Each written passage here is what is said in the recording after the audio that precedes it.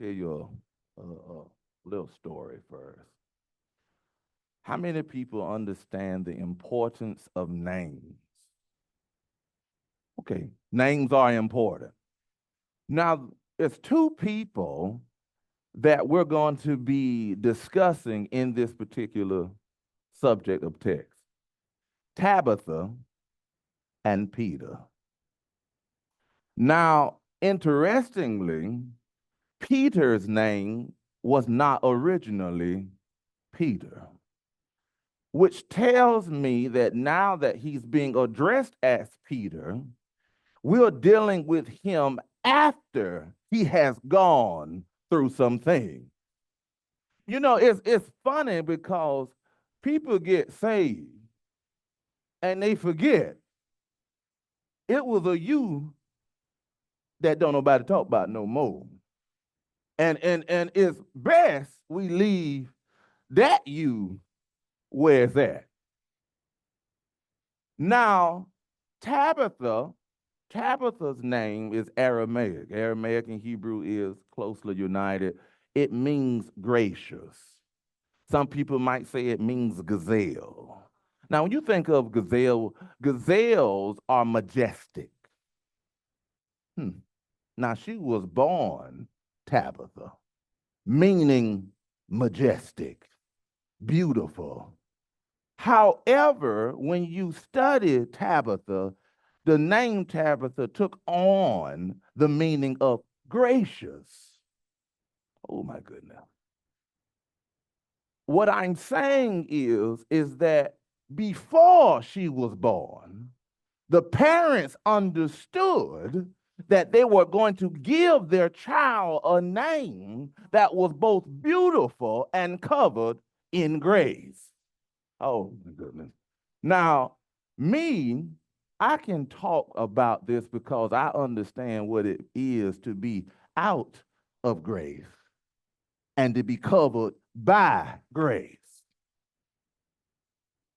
So, y'all just, we're going to walk it, but I promise I'm going to try to keep it 20 minutes now. 20 minutes. And I ain't going to never know where I'm at. Where we at? Acts chapter 9, verse 36. That's good. That's good. That's good. Now, there was at Joppa a certain disciple. Somebody say disciple. Anybody know what that is? I love that. Which means we enter onto the scene talking about someone who has already made a decision to embrace Christ. Not for what he can do, but for who he is.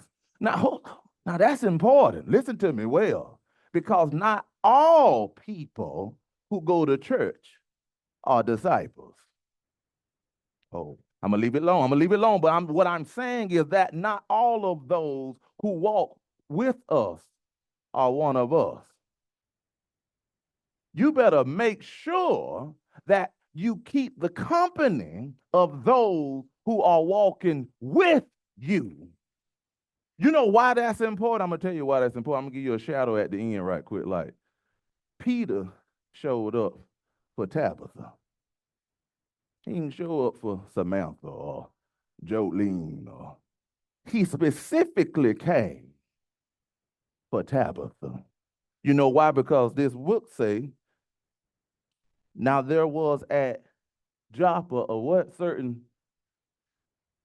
So that discipleship required that the man of God show for her. Oh my goodness. I didn't say he showed up for those who came to the building, but he came for those who had established an actual relationship with Christ. So what I'm telling you is that your walk is not a walk in vain. And even when you do not see that there are those who are with you, they'll show up even when you don't think they're coming. Where we at? Where we at? Named Tabitha, which by interpretation is called Dorcas. This woman was full of good works and alms deeds, which she did. Now, she lived a good life, right? Full of good deeds and alms deeds. Now, I wonder why the book don't talk about the people she cussed out. Why the book don't talk about the bad stuff that she did. You know why? Because the book ain't concerned. Why are we so concerned with what we did past tense? People get so concerned with what you used to do. People get so concerned about your past that the only way to remind them of who you are now is not to talk back, but to just show them. So you can talk and you know what? They talk about what they don't even know about. They talk about what somebody told them. They didn't even get the time to actually know you. Oh my God. Peter didn't know Tabitha. He didn't have to know Tabitha. You know why I know he didn't have to know Tabitha? Because those who carry the Spirit of God move by the Spirit of God. I'm not concerned with what they're going to say. I'm concerned with what God told me about you. See, when you come in the right spirit, you're not concerned about the condition in which I find you in, as long as I find you wherever you are. See, what we have to do as saints is remember who we are. Now, I ain't even say who you are right then. You need to remember who you are, because when you remember who you will always walk in a way that pleases them. I mean, if everybody in here got a job, most of the people in here got a job. Bills getting paid some kind of way. Now, on your job, you walk a certain way. You talk a certain way. You maneuver a certain way. Even if you don't see your boss today, you're going to still operate as one knowing I'm on these people's job. Now, if God be our Father, if he be the boss man, why we don't move and operate and walk and talk like we always on the job? I'm just asking a question. I'm just asking a question. I ain't mean nothing by that. I'm talking about the people out the door. I ain't even talking about nobody in here. And it came to pass in those days that she was sick. Now, can you imagine being someone who's given their life to Christ, a disciple, and get sick? Now, we ain't talking about no cold. Because cold, you can take a little Tylenol, ibuprofen. No, we're talking about sick. That kind of sickness where you feel something about this ain't right. Now, how do I know she had to have known that this sickness was different? Because the very next two words says she died. Now, up until this point, she had to been fellowshipping with the saints. The same way how you coming in here going to church. And you know what I find interesting? Is that people come in here and they never know what you're going through. You come in here and you come and you walk with that smile. You give everybody that same hug. You shake all the hands you can shake, and they have no idea about the hurting in your feet. Now, I can talk about that feet thing. I can talk about that feet thing just a little bit, but it don't got to be feet. It could be about the tremor in your heart. It could be the headache that never go away that's really an aneurysm, but you won't tell anybody what's going on. The point is, you came, but she died. dying in a state. Now listen, now, if she like me, I'm believing God gonna heal me. She died. I'm believing that if I show my face in the place, something is going to occur that changes my condition, but she died. What I'm saying is this woman is no different from any person in the building. She wasn't just showing up and coming for no reason. She was showing up and living her life in such a way because she knew when she needed God, he was going to be there. But she died. How many people have been in situations where you called on the name, but it got worse? Oh my goodness. You called on the Father that your grandmama and your mama talked by, but it got worse. My headache got worse. I went to the hospital to talk about, not having feeling in my hand, and they talking about, well, you might have to cut it off. Wait a minute, I just came. My point is that sometimes it don't happen the way you think. Sometimes the news just now we're gonna keep it real. Y'all say the book says that he got to take care of the saints. He will supply all my needs according to his but it got worse. She died. Now it don't get no worse than she died. We're gonna keep going. Whom, when they had washed, they laid her in an upper chamber. She died. She was saved. She died. Her friends, seeing she was dead, they washed her, though she was dead. Then they put her in an upper chamber. Why an upper chamber? Why a chamber lifted? Wait a minute, she's dead. She's dead, but she's around people who still believe in the God that she died in. So they put her in a place where he could get to. Listen to me. You got to get around some people that even when things look ugly, even when you are no longer in the building, it's still some people holding your name up. See, the problem today is the saints ain't saints no more. See, the church problem is not from the outside, it's from the inside.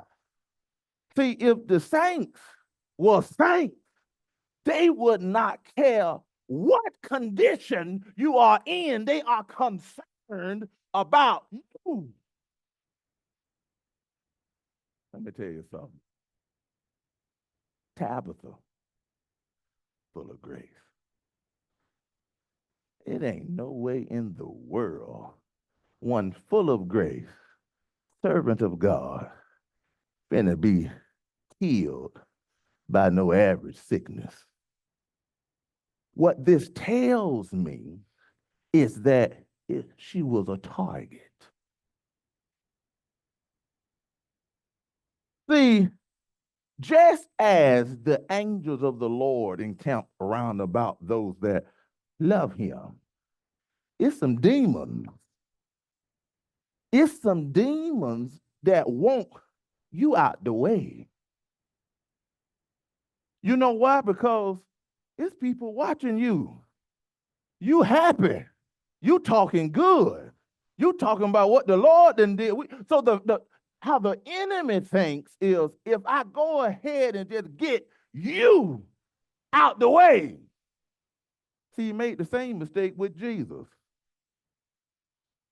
He made the same mistake with Jesus. She died. But the condition in which she died in, she held on to her discipleship. Now, I'm bringing that up because the book starts off with there was a disciple. Well, why are we going to talk about somebody dead? How are they still a... See, when you consider somebody a disciple, you thinking you can go and talk to them. Oh, my goodness. When the dead can speak. When I can no longer be here in your presence, yet the life I lived. Yet the life I live causes you to still bring me to remembrance. Oh my goodness. Being dead, she yet spoke. I stole that from you. But it's a fact. The fact of the matter is that even though she was a dead woman, she was still considered a disciple. That's the kind of life you want to be living. That even if I die today, I'm still considered a disciple. See, that's a saint. We ain't talking about churchgoers. I ain't talking about them. Now, if y'all in here, I mean, thank God for you. But I'm talking about the saints. Because the saints also understand. Listen, let me tell you something. The book did not mention not one thing this woman did wrong. But she a woman. She human. Of course she had vices. The book decided to deal with the virtue. Of course she had flaws. But I want to talk about her majesty. Of course she was once in sin. But I want to talk about the grace. Y'all don't get it. Y'all ain't getting what I'm saying. What I'm telling you is that God is not concerned about the thing you was doing before him. And even if you do it again while in him, he gave the Christ. So I'm still not concerned.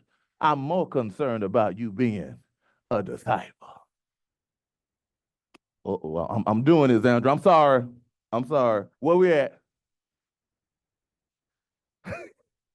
And for as much as Lydda was nigh to Joppa, and the who? Not the homeboys now. Not the ones I kicked it with. No, it was some more than what? Oh, it was more people like her. Oh my goodness.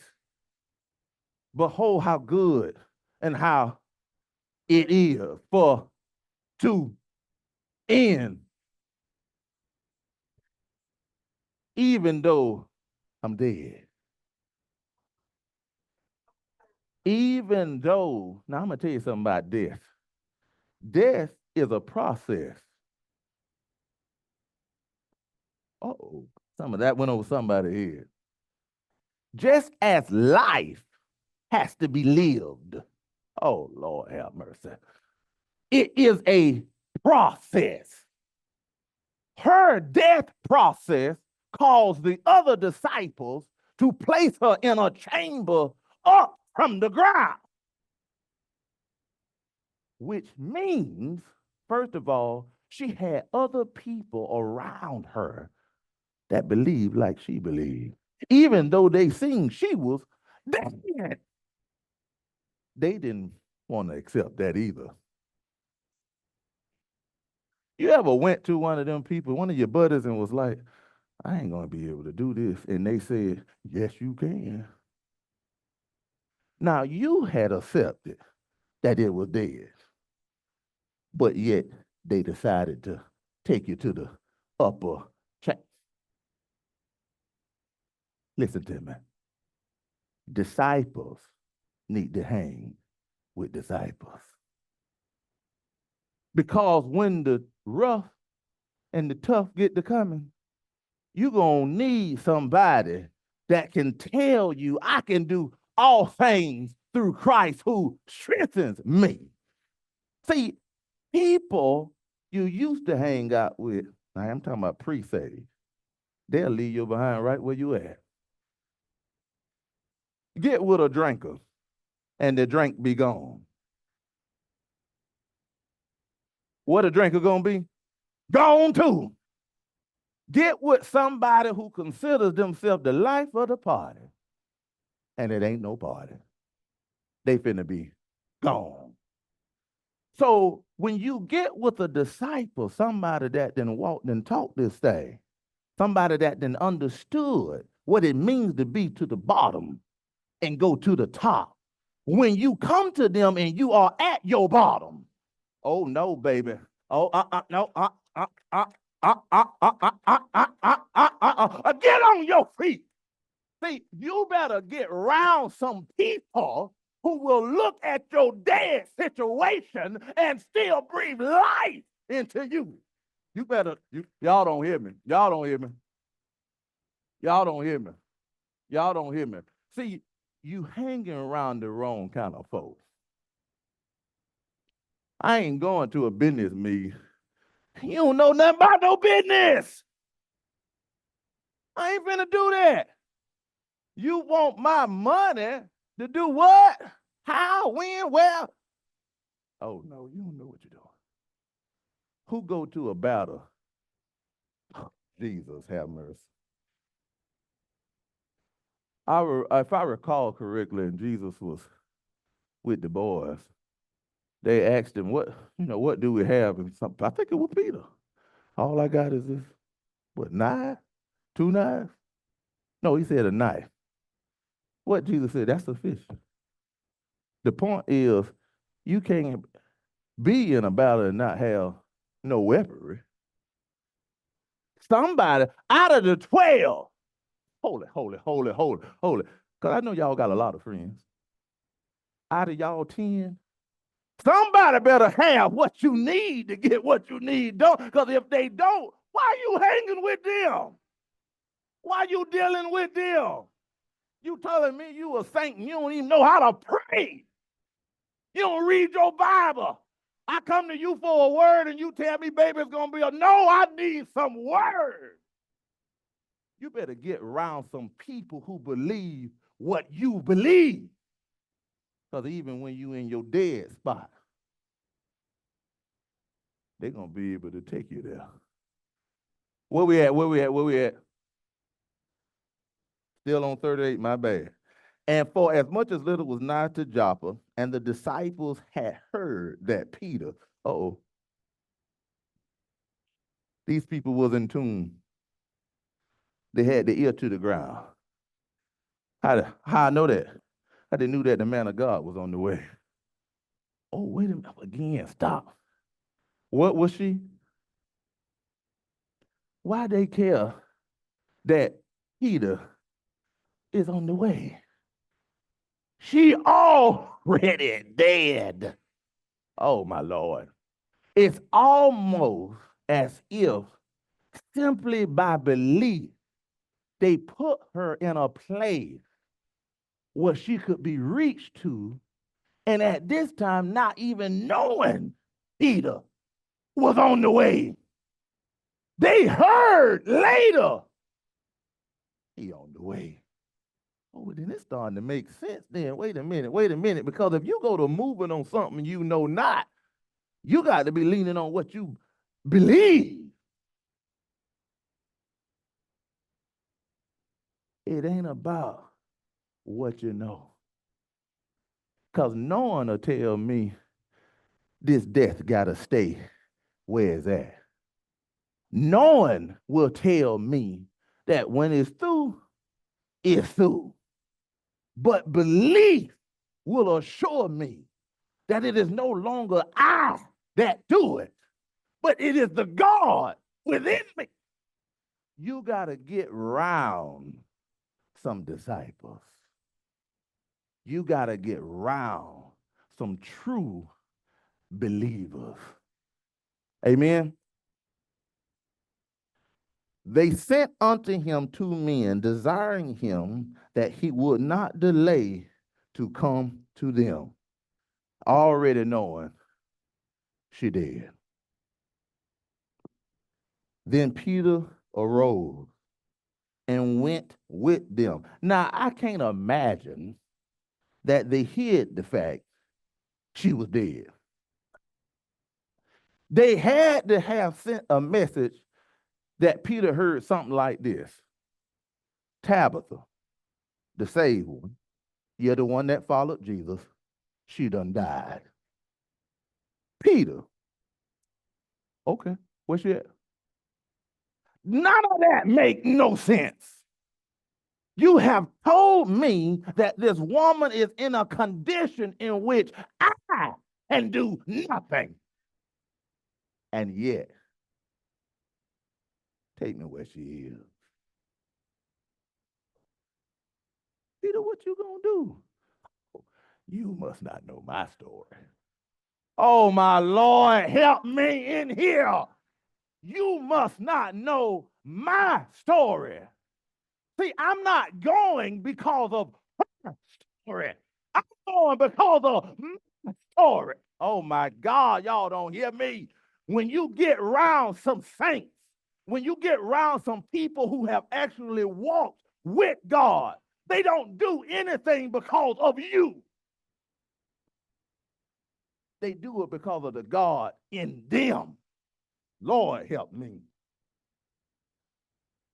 Where we at? Then Peter arose and went with them. When he was come, they brought him into. Oh, wait a minute. It was a setup. It was a setup because they moved in belief. She was in a place where she was supposed to be, even though her body was dead. Oh, God. Oh, my God. And all the widows stood by him weeping, and showing the coats and garments which Dorcas made while she was with them. They came, brought him in there. He seen her. And what they did was, they didn't listen to me, listen. They didn't even ask Peter to heal her because healing was impossible. She was dead. They didn't ask Peter to raise her. So they didn't know if he could do it. But what they did was say, here go the evidence of her relationship with me. Here go the evidence of her kindness. Here go the evidence of her love. Here go, they didn't talk about what they didn't like. They talked about everything that she did that was pleasing in the sight of God. You know why? Because they was disciples. They wasn't concerned about her vices. They were not concerned with her flaws. They were concerned with the things that would make somebody say, I want to be like her. Oh, my Lord. That's what we have to start doing as sisters and brothers. So that when people go to bringing their mess, hold it. Just leave them right where they're at. Just leave them right now. If you want to talk about how good she sang, if you want to talk about how bad that prayer was, you might even want to talk about how them shoes look. But I'm not finna talk about her like you doing. Because that is not behavior accompanying discipleship. This woman had touched people so good, even with the flaws, that they used all they had of her to try to convince the man of God to do something. Now, they didn't know what he could do. If He could do anything, but they believed that he was close enough to the place that it couldn't have been happenstance. Remember, they heard. He wasn't even around them. They heard he was nearby and went and fetched him. That's the type of man or woman of God you want to be. Well, you just walking by and somebody say, could you pray for me? Baby, you know me? No, but it's just something. It's a glow. It's just something about you that tells me that your prayer will be heard. That's why they went and fetched for Peter. Not that they didn't know how to pray, because they was disciples. But it was something about Peter. See, they knew his story. Oh, they knew the story of the one who denied. They heard about the story of the man named Simon, but they addressed him as Peter. See, they understood that this person's walk was for real. And if something is going to happen, oh, it's going to happen today. But she was dead. Somebody say, don't give up on me. Them the kind of friends you want to have. The kind that don't give up on you. Even though the condition that you're in, no car, shoot, living in somebody else's room. My my grandmama used to say, "Don't you ain't got a partner or a window." See, some folks know about that. Some folks know about it. Some folks heard about it. Some folks lived it. But that ain't where I'm at today. You know why I ain't at there today? Because it been some Peters in my life. It been some Peters in my life that when I was dead, my family and my friends went and fetched somebody who could do something for me. This the type of discipleship you want. Not one of them, I love you, baby, everything gonna be all right. How you know that?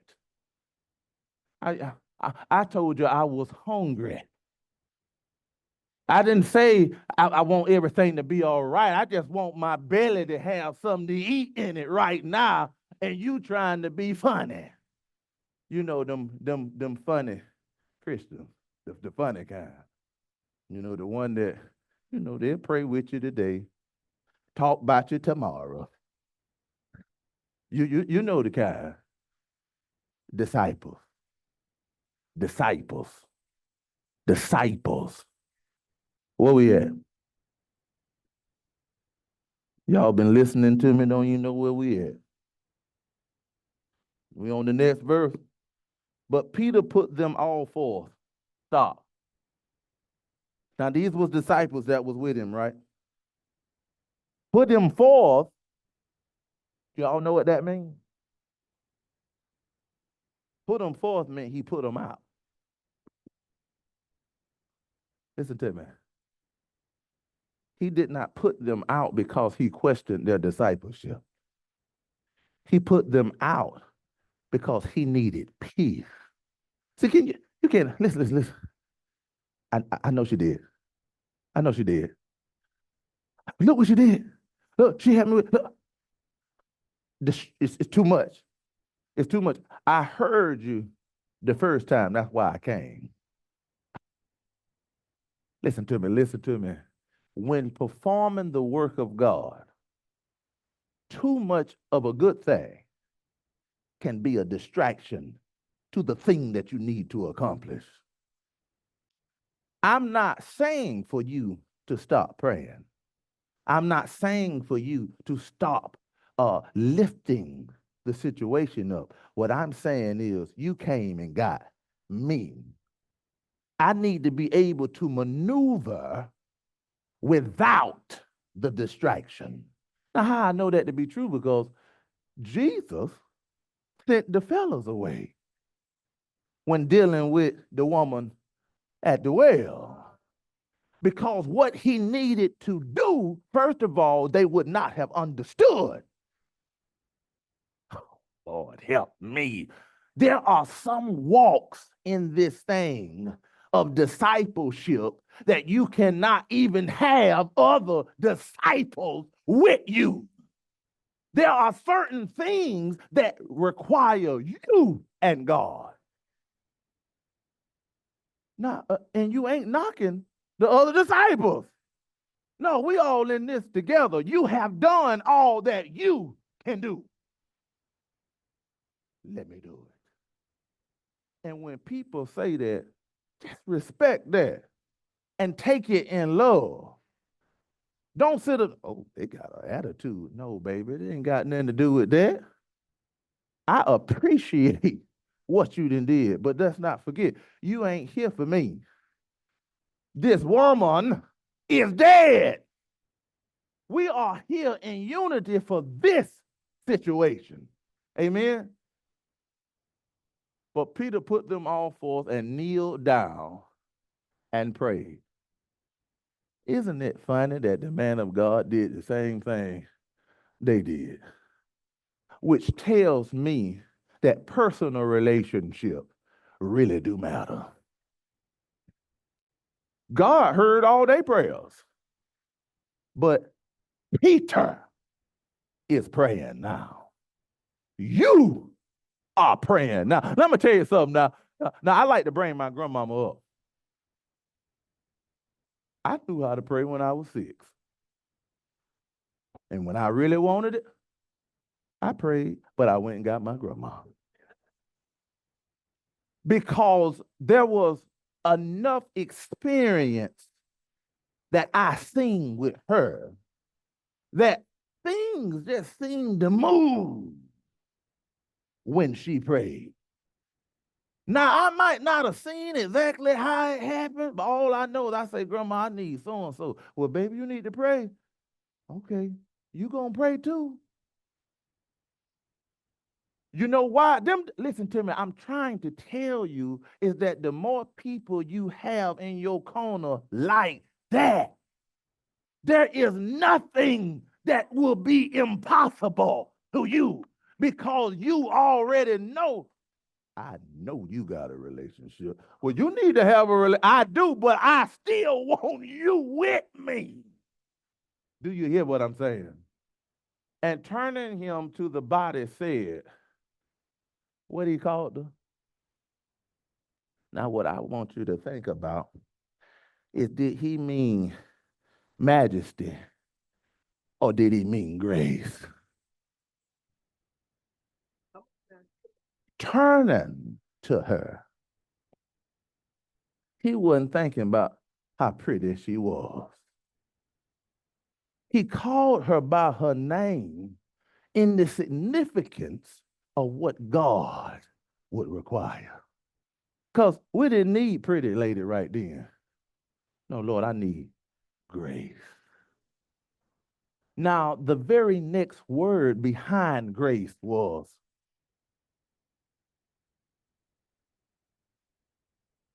at this point, he wasn't even talking to the dead one. You are missing it. What he said was grace.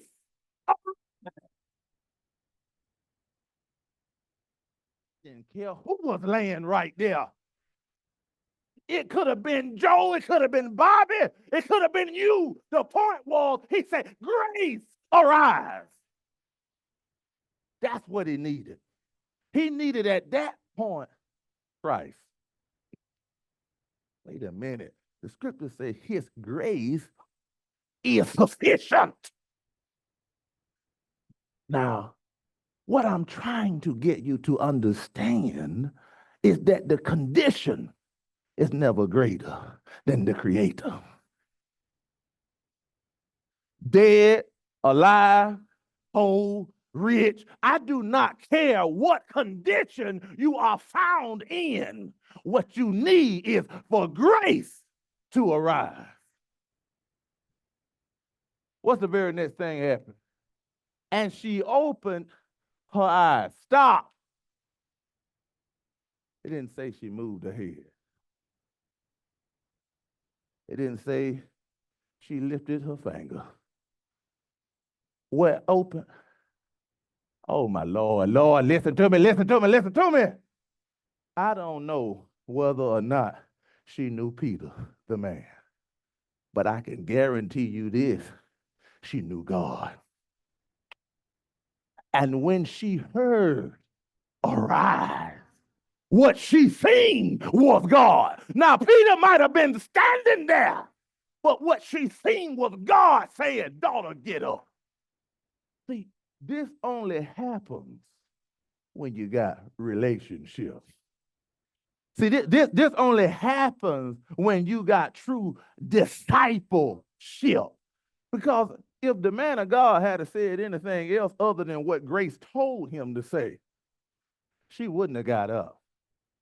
But because the man of God was in tune with the Spirit of God, he called her as if he knew her. He ain't know this woman, but he knew God too. And were two or three. Listen to me. The Spirit wasn't gone yet. That's why they took her to the upper chamber. You don't put dead bodies with no spirit in an upper chamber. So when I say, because the books say when two or three are gathered in my name, I am led to believe that the Spirit in her, the whole time they had moved that body, was also still saying, Lord, I believe. Lord, I believe. Lord, I believe. Now, she might not know why she's still believing, but when the man got there, come here, Grace. It's like me talking to myself, because Peter is standing in the gap of the Father. So when he said, Grace, arise, Grace had to abide by the word. Oh, my Lord. This is also why you got to be careful of who you're following. Who you following needs to have an actual relationship with evidence of said relationship. Listen to me. When that woman died and they wanted this man to do something, they didn't just talk about it, they brought evidence. Lord, help me. And when she saw Peter, oh, who she seen now? Now she seen. Then she sat up. Go to the next one. I'm done. And he gave her his hand and lifted her up. Imagine this. He didn't let her get up on her own. You just had the fight of your life. I observe you have the fight of your life. How dare I sit here seeing the condition you was in, and I do not extend to you my hand and help lift you up. Discipleship. Discipleship means while I see you wake up, I actually help you get up. You can't enlighten the minds of the people and then don't extend your hand and say, where you at, I need you over here. No, that ain't leadership. That ain't discipleship. No, that's separation and confusion, because people want to know how you got there. I'm going to show you. You need to be right here. When I move, you move. When I pray, you pray. When I'm reading this book, you need to be reading that book. The book says if you train up a child when they are, it won't, hello, some discipleship. And when he called the saints and widows, oh, wait a minute, when the other disciples came back in, it and all is done now. Everything you done prayed for, everything you've been wishing on, everything you've been hoping for. Oh, we finna celebrate now. The widows, you don't got to weep now. Ain't crying time is over with. And he presented her alive. I'm done, y'all. My point to the people, my point to the people is your condition has nothing to do with whether or not it's over. Two people learned lessons in this story, Tabitha and Peter. One, Tabitha recognized that her belief, even though she was in an impossible situation, maintained her. Peter recognized that although he did have that past, God was not through with him yet. So I don't know which one of them is you, but you ought to be able to fit you somewhere in between them two. As long as you follow God, that's all that matters. As long as you follow God, God gonna take care of you. Amen. Thank you. Thank you.